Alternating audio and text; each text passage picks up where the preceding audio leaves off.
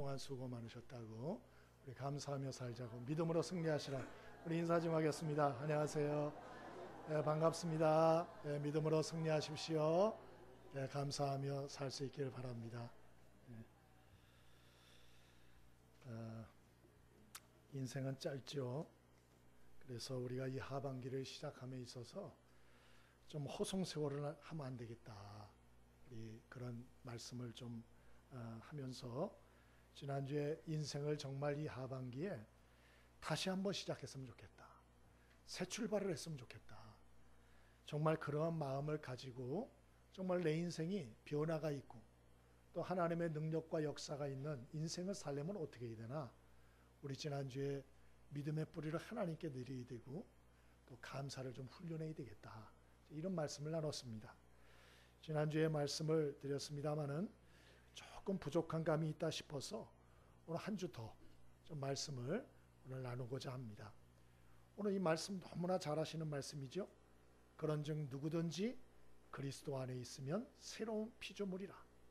이전 것은 지나갔으니 보라, 새 것이 되었도다. 놀라운 말씀이에요. 오늘 이 말씀을 통해서 저와 여러분이 어떻게 허송세월하지 않고 정말 인생의 새 출발을 할 수 있을까, 한 두 가지를 생각해 보겠습니다. 첫 번째로는 17절 읽었지만 한 번 더 읽어보겠습니다. 17절 함께 읽습니다. 자, 시작. 그런즉 누구든지 그리스도 안에 있으면 새로운 피조물이라. 이전 것은 지나갔으니 보라, 새 것이 되었도다. 아멘. 오늘 사도 바울은 우리에게 어떻게 우리가 새로운 존재가 될 수 있는가, 어떻게 하나님의 새로운 역사를 경험할 수 있는가 오늘 알려주는데, 첫 번째로는 그리스도 안에 거하라, 그렇게 말하고 있어요. 그리스도 안에 거하라. 제가 어느 책을 보니까 어느 성도님이 그 상담 목사님하고 상담하는 내용이 나왔어요. 교회를 40년 다녔답니다. 성실하게 예배 잘 드렸대요. 계산을 해보니까 한 주에 두세 번은 예배 드린 꼴인데 평균 2.5회를 계산을 해서 40년을 계산해 보니까 자기가 예배를 5,200번 드렸더래요. 그리고 5,200번 중에 아파서 빠지고 바빠서 빠지고 뭐 이래저래 빠진 것 딱 빼니까 최소 4,000번은 교회를 나갔더라. 그런데 4,000번 교회 나가서 예배 드리고 뭐 말씀을 듣고 이렇게 했는데 변화가 없더라는 거예요. 변화가. 예? 똑같이 무능력하고 똑같이 무기력하고, 왜 그렇습니까 목사님? 이렇게 이제 상담한 내용이에요. 그래서 이제 그 목사님이 대꾸를 요것저것 해놓는 걸 제가 봤습니다만은, 여러분은 어떠신지 모르겠어요. 여러분, 신앙생활인 게 뭔가, 나는 신앙생활 한다, 교회를 다닌다, 그게 무슨 의미죠?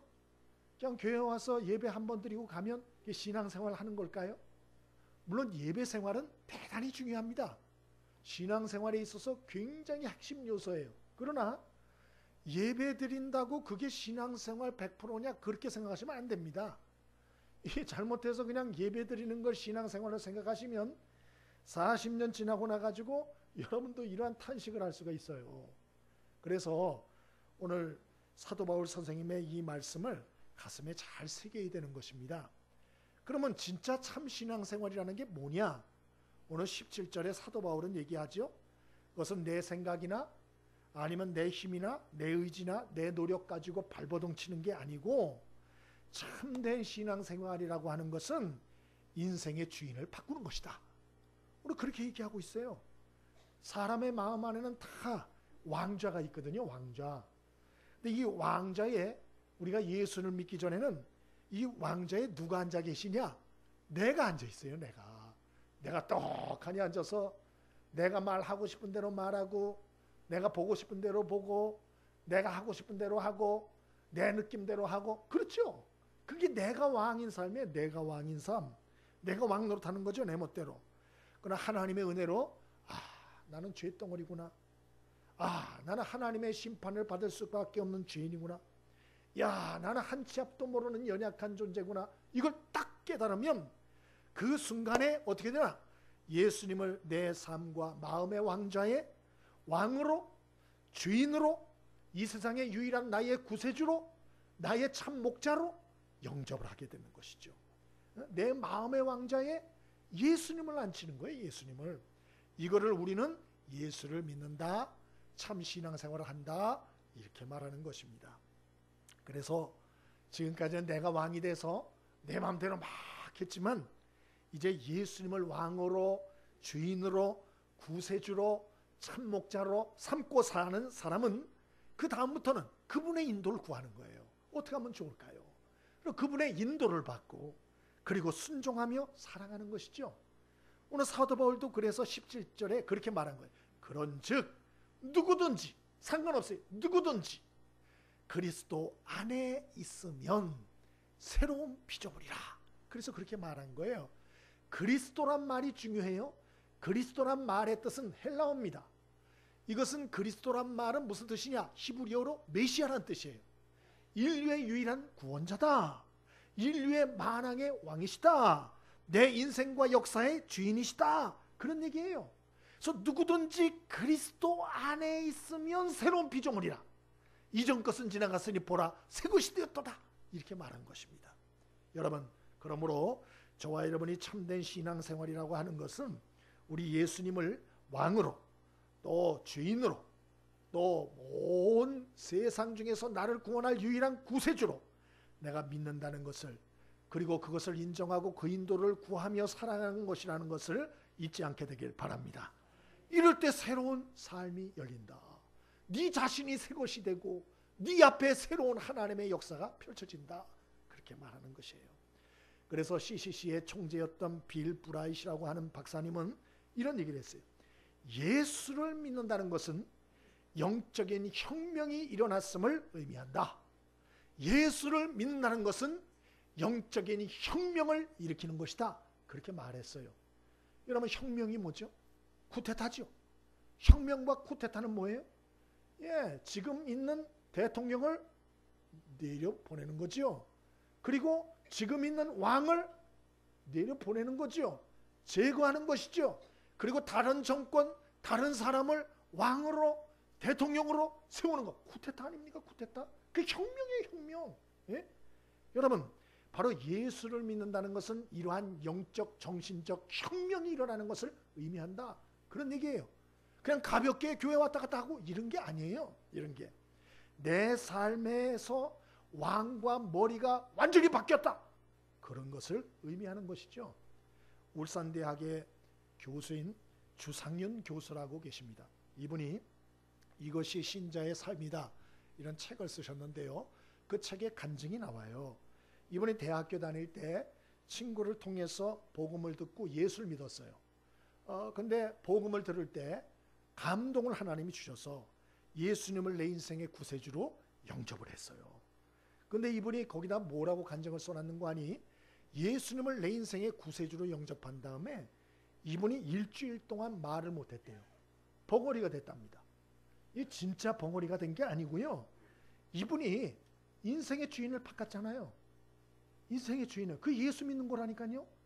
그래서 그동안 나는 입에서 나오는 대로 말을 했고, 내가 하고 싶은 대로 말을 했고, 내가 보고 싶은 대로 봤고, 내가 왕이 돼서 살았는데 이제 예수님을 나의 인생의 구세주, 나의 인생의 진정한 왕으로, 그리고 내 인생의 주인으로 영접했잖아요. 주인이 바뀌었잖아요. 왕이 바뀌었잖아요. 그러면 이제 무슨 말을 해야 돼요? 내가 하고 싶은 말 하면 돼야 안 돼요? 안 되죠. 내가 하고 싶은 대로 하면 돼야 안 돼요? 안 되죠. 그건 예수 믿는 게 아니죠. 그건 예수님을 홀대하는 것이죠. 그래서 이분이 고민이 된 거예요.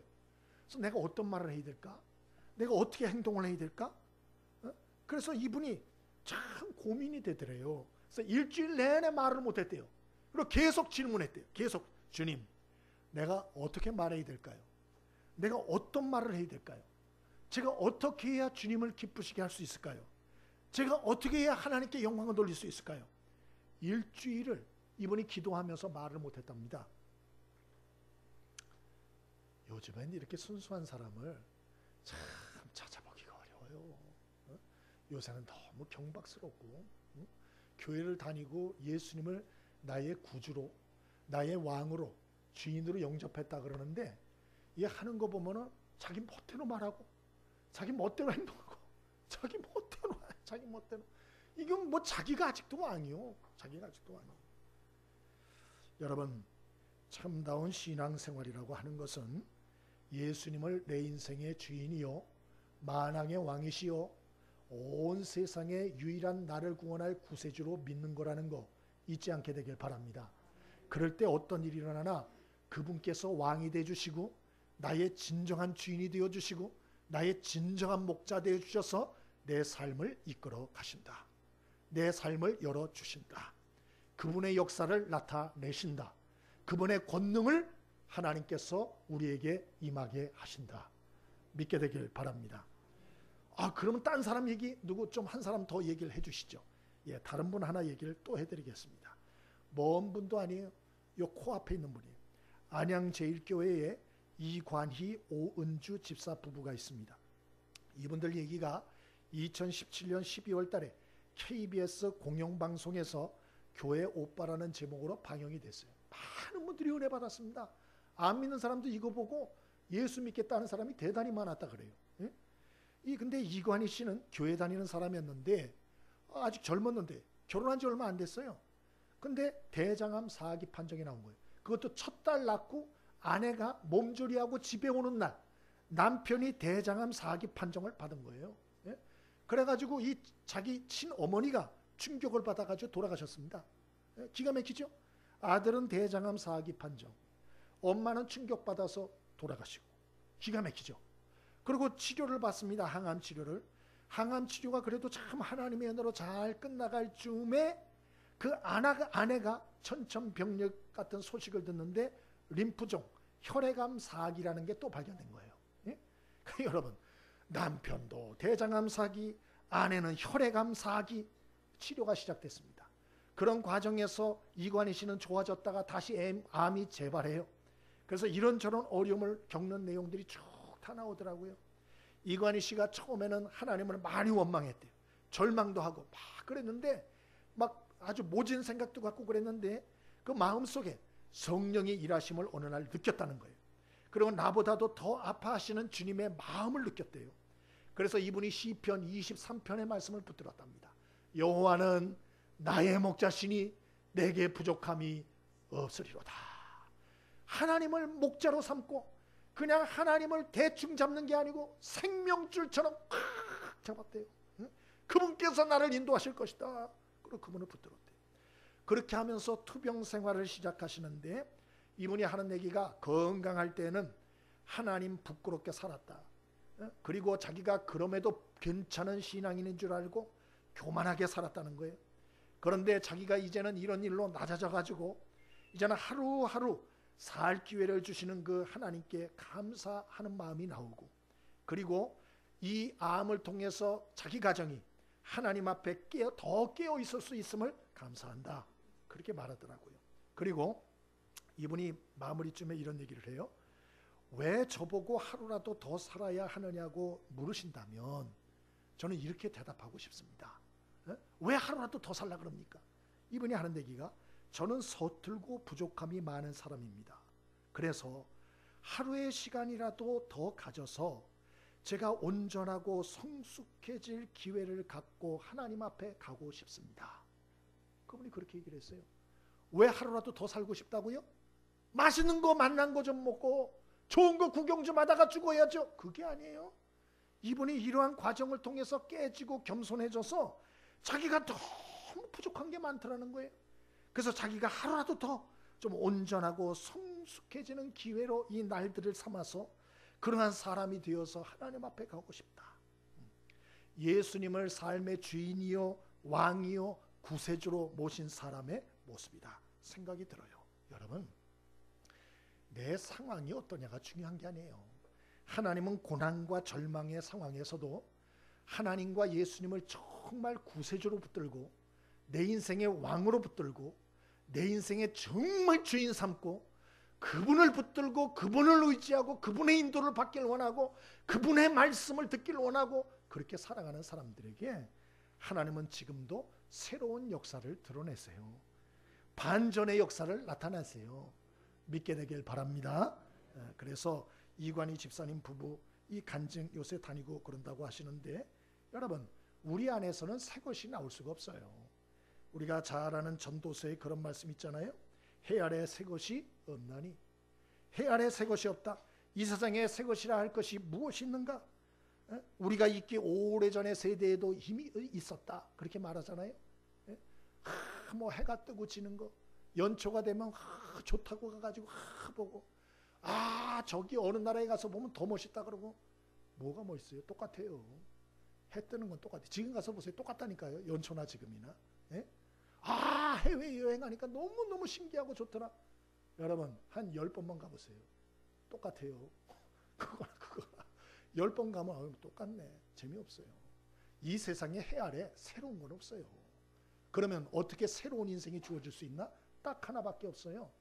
진정한 새로운 것을 창조하시는 그 하나님을, 예수님을 내 인생의 주인 삼고 이 모든 세상에 나를 구원할 유일한 구세주로 정말 믿고 참된 목자로 믿고 그분을 의지하고 인도를 구하며 살아갈 때 그 인생에 진정한 새로운 역사가 일어날 줄 믿습니다.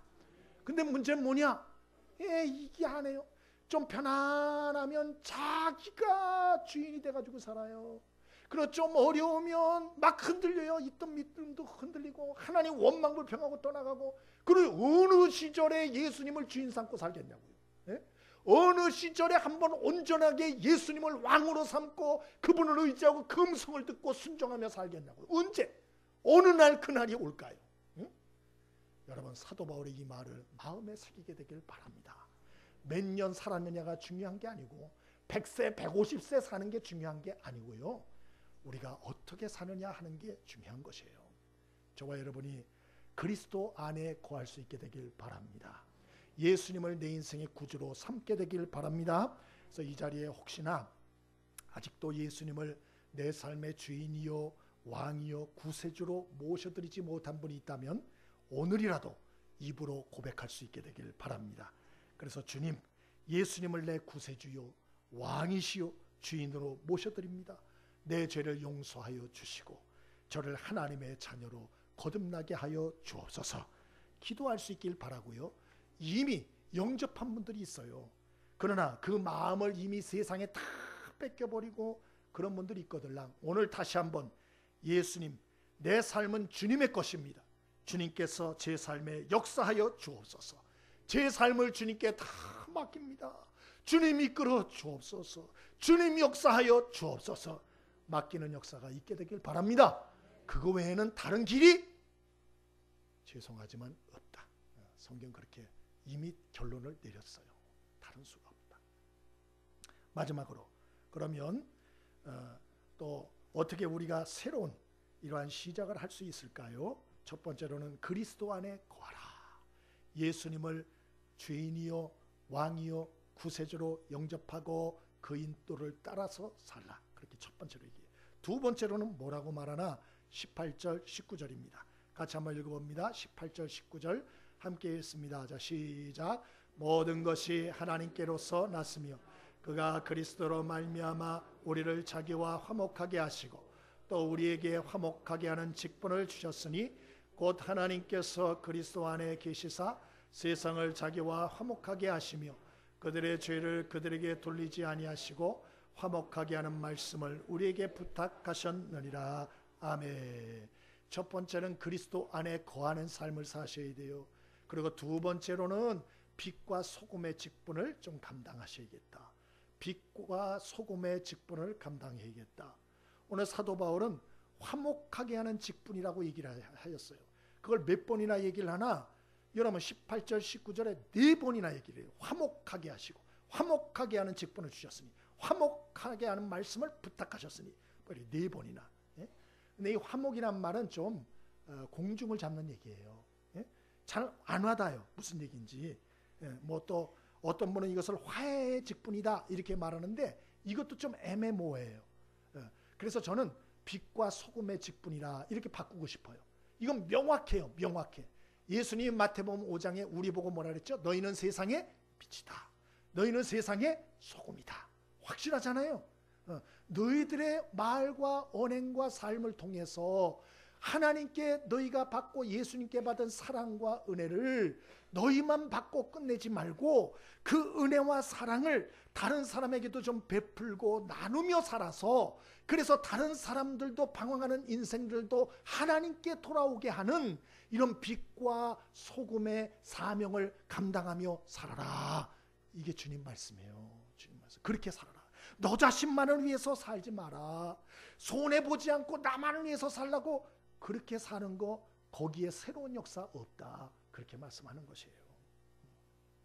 여러분, 우리가 참 이 땅에서 받은 은혜를 나눠주고 다른 사람들을 하나님께로 인도하는 이런 삶은 내가 손해보지 않으면 안 돼요. 그래서 저는 빛과 소금이라는 직분을 더 좋아하는 거예요. 화목의 직분, 이러면 아주 이게 감이 잘 안 와요. 그러나 빛과 소금, 그러면 빛이 되려면 초는 자기를 희생해야 돼요. 소금도 맛을 내고 짜게 하려면 자기를 희생해야 돼요. 우리가 정말 다른 사람들을 하나님께로 인도해야 하는 이런 삶을 살려면 자기를 희생하고 손해보지 않으면 안 되는 거예요. 오늘 우리 주님은, 사도 바울은 말하는 거예요. 그 방향을 향해라. 그런 말씀을 하고 계는 것이요. 좀 공동체 의식을 가지고 살아라. 너 혼자만 잘 살라 그러면 그 되는 거 아니야. 그런 말씀하는 거죠. 월드컵 축구 이제 결승이 얼마 안 남았죠. 이제 막바지인데 밤새도록 보고 막 그런 분들이 계신가 봐요. 예? 여러분 그거 안 봐도 돼요. 아침 되면은 다 재방송해주고 그러니까요. 제발 밤새지 마세요. 부탁드려요. 예. 그 새벽 기도도 안 나오시고 그냥 그거 보느라고. 근데 생각해 보세요. 만약 여러분이 나라에서 국가대표로 부름을 받았어요. 그래서 국가대표 선수가 돼서 월드컵에 나갔어요. 자, 그러면 어떻게 해야 되죠? 어떻게 하면 좋아요? 내 마음대로 여러분 내 소신껏 뛰면 될까요? 안 될까요? 여러분 그러면 욕 바가지로도 먹습니다. 국가대표로 나갔으면 어떻게 해야죠? 감독님의 말을 잘 듣고 팀 전략과 전술에 맞게 자기의 위치에서 맡은 바 일을 최선을 다해서 감당해야 돼요. 내가 좌측의 왼쪽 수비수예요. 마음에 안 들어? 왼쪽 수비수 공격하고 싶어? 나 공격. 이래서 왼쪽 수비수가 수비 안 하고 공격을 하는 거야. 중앙 공격만 하는 거야. 그러면 왼쪽 수비 여기 다 뚫려가지고요. 그리로 골 다 먹는 거예요. 그러면 팀이 승리할까요? 패할까요? 패하죠. 그 얘기를 하고 있는 거예요. 우리가 너무 사람이 철이 없어가지고 예수를 믿고 그 은혜와 사랑을 받은 후에도 나만을 위해서 사는 거야. 손해 안 보려고 그러고 아동바동하게. 그러면 잘 될 줄 아는 거예요. 그게 어리다는 거예요. 사도 바울은 얘기해. 그게 아니야. 네 자신이 받은 은혜를 다른 사람에 베풀어서 그들도 구원 얻어서 하나님의 백성 되게 만들어 이 공동체 자체가 하나님 안에서 이런 축복의 공동체가 될 때 그 승리와 기쁨과 축복을 너도 누릴 수 있는 거야. 그렇게 말하고 있는 것입니다. 여러분 깨달음이 있게 되길 바랍니다. 축구할 때 팀이 승리하면 나도 승리하는 거예요. 나도 그 승리의 열매를 맺는 거예요. 그러나 난 같이 하는 거 싫어. 이러고 혼자 멋대로 하면요. 팀이 패배하면 그 패배의 고통과 쓰라림을 내가 그대로 다 받는 거예요. 사도 바울은 그래서 이 공동체 의식을 얼마나 강조하는지 모릅니다. 여러분 성경에도 예수님이 뭐라 그랬죠? 마태복음 22장 37절에 이 두꺼운 성경을 요약하면 두 구절로 요약할 수 있다라고 예수님이 가르쳐 주셨어요. 그 첫 번째가 뭐냐? 내 마음과 목숨과 뜻을 다하여 주 너의 하나님을 사랑하고, 둘째는 이것이니 내 이웃을 내 몸과 같이 사랑하라. 이 두 계명이 온 계명과 선지자의 강령이니라. 예수님 그렇게 말했잖아요. 그러니까 온 성경을 통틀어서 요약하면 딱 두 개. 마음과 뜻 성품을 다하여 하나님을 사랑하고, 또 하나는 내 이웃을 뭐처럼 사랑해요? 내 몸처럼 사랑하는 거. 근데 첫 번째는 하는데 두 번째는 안 하려고 그래. 내 이웃을 내 몸처럼 사랑 안 하려고 그래. 아주 거기까지 못 가요. 여러분 왜 우리가 성령 충만하지 못하고, 왜 하나님의 역사가 없고, 왜 삶의 변화가 없고, 자꾸 그 능력이 점점 배가 안 되고 자꾸 쇠하는 것 같고 그럴까? 그 이유를 한번 곰곰이 생각해 보셔야 돼요. 혹시 그 이유가 내가 우물한 개구리처럼 너무 이기적으로 살려고 그래서 그런 건 아닐까? 한번 생각해 보실 필요가 있어요. 여러분 제가 이번 주에 조나단 봉크라고 하는 선교사님 간증을 들었어요. 이분은 미국 해외 선교연구센터의 책임자입니다. 올해 74세세요. 그런데 이 목사님이 간증을 하는데 제가 아주 큰 도전을 받았어요. 그리고 앞으로 나 이렇게 살았으면 좋겠다. 내가 이런 생각을 아주 가졌어요. 이분이 간증을 하는데 할아버지 할머니가 폴란드에 있는 유대인이었어요. 그런데 핍박을 많이 받았대요, 거기서. 그래서 이분들이 카톨릭으로 개종하면 핍박을 덜 받겠지. 그리고 카톨릭으로 개종을 한 거예요. 그런데도 계속 핍박을 받아가지고 폴란드에서 학교를 못 다녔대요. 그래가지고 견디다 못해서 배를 타고 카나다로 이민을 온 거예요. 근데 카나다에는 당시에 땅이 넓잖아요. 지금도 넓습니다, 카나다는. 예. 그래서 그때 이 카나다 정부는 이민자들에게 땅을 나눠줬답니다. 그래서 이민을 다 갔더니 땅을 주더래요. 5년 동안 성공적으로 여기에다 농사를 지으면 이 땅을 당신에게 나라에서 주겠소. 그랬답니다. 그럼 지금도 그러는지 모르겠어요. 근데 옛날엔 그랬답니다. 그래서 이분이 농사를 배운 적도 없죠. 황량한 땅이죠. 아시다시피 카나다는 겨울이 굉장히 깁니다. 그래서 황무지가 굉장히 많아요. 예? 더군다나 농사기구도 없죠. 이 땅을 개간하는 게 쉽지 않은 거예요. 5년 동안 농사를 지었는데 실패했답니다. 예? 근데 이분이 아이 낳는 일에는 성공했대요. 조부모님이. 아이를 몇 낳나 21명을 낳으셨대요. 근데 5년 동안 하여튼 열심히 하셔가지고 땅 개간은 실패하시고 평생 하여튼 아이는 21명을 낳으셨는데, 근데 이제 나라에서 못 주겠다, 땅. 당신은 이 땅을 가질 자격이 없다. 이러니 이제 큰일 난 거예요. 애들은 많이 낳지. 이제 뭐 먹고 살 방법은 없지. 큰일 난 겁니다. 쩔쩔매고 있는데 바로 그 이웃에 농사를 짓는 이 오순절 계통의 교인 농부가 있었대요. 부부가. 근데 이분이 참 마음이 좋았는데 이분이 이 어려운 상황을 보더니 농사 짓는 곳에 데려가가지고 일을 가르쳐주고 또 먹을 걸 주고 집을 지어주고 일감도 주고. 세상에 이렇게 착한 사람이 어디 있어요? 응? 그리고 결국 예수도 믿게 했다는 거예요. 그래서 이 조부모님이 이제 유대교인이었다가 가톨릭 교인이었다가 근데 무슨 교인이 돼요? 오순절 교인이 되는 거예요. 그래서 얼마나 철저하게 신앙생활을 하는지. 이 조부모님이 21명 하여튼 나이는 낳았는데 자기 아버지는 6번째 아들이었대요. 근데 공부를 못했답니다. 21명이나 자식을 낳았으니 그 교육을 어떻게 시키겠어요? 교육을 못 시켰대요. 마찬가지로 학교를 못 다니고 그냥 농사를 짓고 또 글도 못 읽고 특별한 기술도 없고 늘 주눅이 들어서 사셨대요. 근데 이분이 23살 때 예수를 믿었는데 오늘날 이렇게 하는데 교회를 다니는데 그 교회 이디오피아 의사 하나가 같이 다녔는데 이 이디오피아 의사가 이디오피아 황제의 친구였대요. 그러면서 이 아버지가 손재주 있는 걸 보고 이분이 닥터 탐슨이라고 하는 사람인데 찰스 이디오피아에 가서 건물 짓는 선교를 한번 해봐라. 당신 잘할 것 같다. 그러더래요. 이분이 난 못한다고. 난 자격도 없다고. 근데 계속 권유를 한 거예요. 결국 그 권유를 받고 1947년 선교사 훈련원에 들어갔어요. 부부가 같이. 근데 배운 적이 없으니까 초등학교도 못 나왔으니까 계속 떨어진 거예요. 사수한 끝에 선교사 훈련원에 들어갔답니다. 그리고 거기서 훈련받고 이디오피아 선교사로 간 거예요. 파송을 받고. 그래서 이디오피아에 가서 많은 병원을 짓고 복음을 전하고 소말리아까지 많은 병원을 짓고 나환자촌을 짓고 하는 일들을 하셨다는 거예요. 네? 뿐만 아니고 이분들의 아들인 제가 아까 말씀드린 조나단 벙크 이 선교사 이분은 어떤 일을 했느냐. 그 아들들 가운데 선교사가 많이 나왔대요. 또 이분은 어떤 선교를 50년 동안 자기는 어떤 선교를 했는가 하니 이 미국이나 카나다나 이런 쪽으로는 난민들이 많잖아요. 네? 또 이주자들이 이 사람들이 되게 가난하고 소외되고 어려운 사람들이 많답니다. 그래서 이분들을 위해서 이 각 크리스천들의 가정을 열게 해서 그분들을 받아가지고 케어하게 하고 복음을 전하는 이런 사역을 하신 거예요. 물론 자기도 그렇게 한 거예요. 자기도 50년 동안 이 난민이나 어렵고 소외된 이주민들을 자기 집에 들여가지고 그래서 이제 이들과 함께 지내는 일들을 했다고 그렇게 얘기하더만요. 그래서 할머니가 죽고 참 여러 가지 치매에 걸린 할아버지도 함께 산 적이 있고 또 중국에서 온 이런 사람하고 같이 산 적도 있고 이런 사람 50년 동안 어마어마한 16개국에서 온 사람들 같이 한번 이렇게 했었다는 거예요. 근데 지금은 누구와 함께하고 있느냐? 예, 저 미얀마에서 온 사람들과 함께하고 있는데 그 남편은 에이즈에 걸려서 죽고 부인도 에이즈에 걸려서 이빨 다 빠지고 굉장히 어려운 상태에 있는데 난민 수용소에서 딸 셋이 있었는데 얘네들이 다 못된 저 성폭행을 당해가지고 애들이 엉망이 된 거예요. 그래서 주정부에서 이거 안 된다.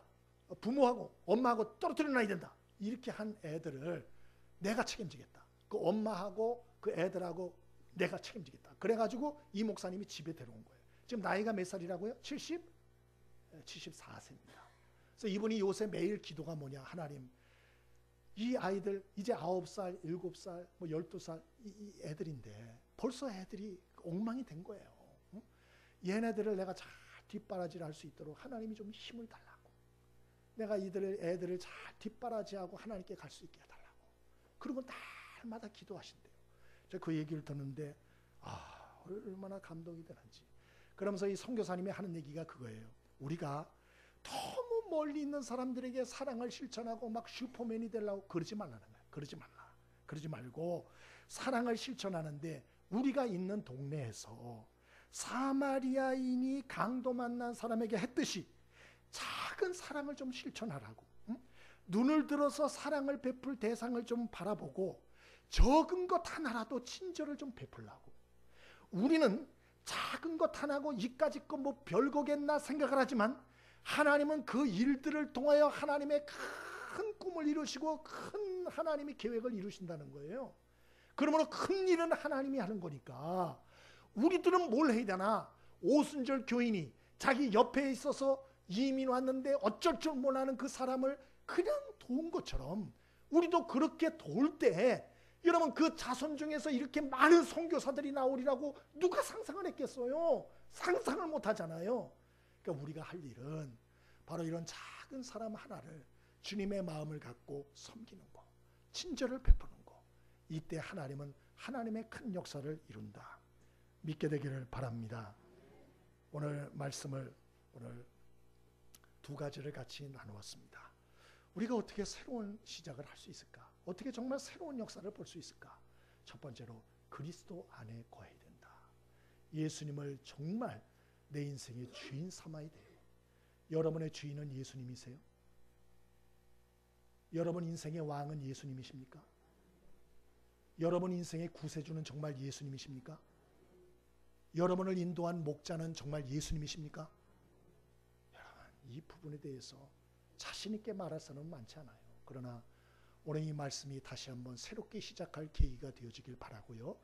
저와 여러분이 잘못한 거 있다면 회개하고 다시 한번 우리 주님 앞에 우리의 마음을 세워서 약한 자를 들어서 강한 자를 부끄럽게 하시는 하나님의 그 놀라운 역사와 축복을 경험하는 이 하반기가 될 수 있기를 바랍니다. 우리 찬송 한 장 같이 드리겠습니다.